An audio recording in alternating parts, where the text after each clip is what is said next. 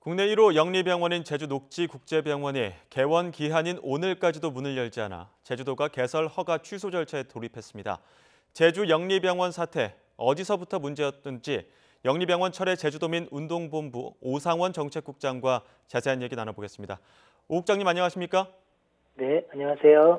네, 개설 허가 취소 상황까지 이르게 됐는데 제주 네, 녹지국제병원 사태 어떻게 발단이 된 건지 간략히 설명을 좀 해주시죠. 네, 박근혜 정부 시절인 2015년 12월 복지부 장관이 녹지국제병원을 승인을 했고요. 그리고 2017년 7월 건물 준공 사용 승인을 완료를 했습니다. 그리고 이제 이 사업자가 그해 8월 달에 개설허가 신청서를 제출을 했고요. 그리고 이와 관련해서 2018년 10월 제주도에서는 이제 공론화 조사를 거쳐서 공론화위원회에서 개설 불허 공고를 내렸는데 예. 여기에 공론화 조사를 무시하고 문희룡 지사가 조건부 개설 허가를 하게 되었고요. 결국에는 이제 개원 시점인 오늘까지 해서 녹지가 이제 병원을 개원하지 못하면서 시점 만료를 하고 개설 불허 절차까지 가게 되는 과정까지 오게 되었습니다. 예, 공론화위의 개설 불허 권고에도 불구하고 강행을 해서 조건부 개설 허가까지 났는데 네. 이렇게 했음에도 불구하고 병원이 기한이 만료될 때 동안 개원을 하지 않았습니다. 이게 실제로 병원 운영에 대한 의지가 있는 것인지 아니면 다른 이유가 있는 것일까요?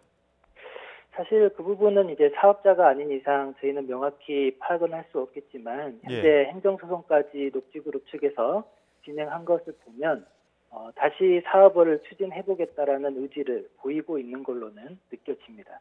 예, 의지가 있지만 어쨌든 시한은 지키지 못한 상황인데 앞서도 네, 다시 한번 말씀드렸지만 처음부터 이 제주도 영리병원의 경우에 논란이 많았습니다. 공론화위원회에서 네네. 불허 권고 결정이 났었는데 네. 당시 이유는 뭐였습니까? 사실 당시에 이제 개설 찬성보다 불허가 20% 정도 앞서서 58.9%가 이제 영리병원 불허 공고를 내렸었는데요. 가장 큰 이유 중에 하나는 의료 공공성이 약화된다는 이유가 가장 많았고요. 그 다음부터는 이 사업자의 우회 투자 의혹 그리고 법적인 문제, 환자 치료보다는 이윤 추구에 집중할 것 같다는 답변들이 뒤를 이었었습니다. 예, 의료 공공성이 침해된다는 이유가 가장 크다는 네네. 말씀을 또 해주셨는데 제주도는 이 진료 대상을 외국인 관광객으로 제한하는 조건부 허가를 내줬는데 네. 병원 측이 이 부분이 위법하다고 제주도를 상대로 행정소송을 제기했다고 하던데 맞습니까? 네, 맞습니다. 근데 네, 이제 제가 보기에도 예, 실제 제주도의 조건부 허가 자체가 법적 근거가 좀 미약한 상황이어서요. 예, 행정소송에 패소할 가능성이 높아 보여서 상당히 걱정이긴 합니다. 네. 예. 그리고 외국인 실제 예. 예예예. 외국인 관광객만 받으면 수익이 나지 않기 때문이라고 하는데 이런 네네. 주장에 대해서는 어떻게 보십니까? 일단 그 중국 녹지그룹이 그동안에 계속 주장을 해왔던 부분은 이런 거거든요. 예, 제주도와 이제 사업 시행자인 국토부 산하의 공기업 JDC에 등 떠밀려서 계속 사업을 했다고 수차례 주장을 했었고요. 그리고 원희룡 지사 또한도 헬스케어 타운에 헬스가 없어서 자신이 강요하다시피 해서 하게 됐다라고 수차례 밝혀왔습니다. 그렇기 예. 때문에 이번 이 녹지 쪽에 그런 주장들이 저는 당연히 제주도와 JDC가 그렇게 주장을 해왔고 강요를 해왔기 때문에 당연히 그렇게 얘기를 했다라고 생각을 하고 이런 근본적인 이 소송에 대한 책임들은 문희룡 제주도지사와 이 국토부 산하 공기업인 JDC가 책임을 져야 된다라고 생각을 하고 있습니다. 예. 앞으로 소송이 어떻게 진행될지에도 관심이 쏠리는데요. 네네. 이겨도 저도 제주도에는 부담이 될 수밖에 없는 상황이라고 하던데 어떻습니까? 실제 이번 소송에서 이제 제주도가 지게 된다라고 하면 내국인까지 포함하는 완전한 영리병원이 허용이 되는 것이고요. 그리고 이제 제주도가 꼼수로 조건부 허가를 했지만 현재 이제 이 패소한 것이 대로 주고 말로 받는 격으로 될 수 있어서 상당히 걱정입니다. 그리고 이제 소송에서 만약에 이제 녹지그룹 쪽이 지게 된다라고 하면 녹지그룹 쪽은 현재 한중 FTA로 투자자 국가소송 제도를 통해서 더 큰 소송을 할 수도 있는 상황이어서요. 상당히 지금 걱정입니다. 지금 원희룡 지사나 이 JDC 이 국토부 산하의 JDC에서는 이런 문제를 해결하기 위해서 좀 적극적으로 나설 거라고 생각을 하고 있습니다. 예.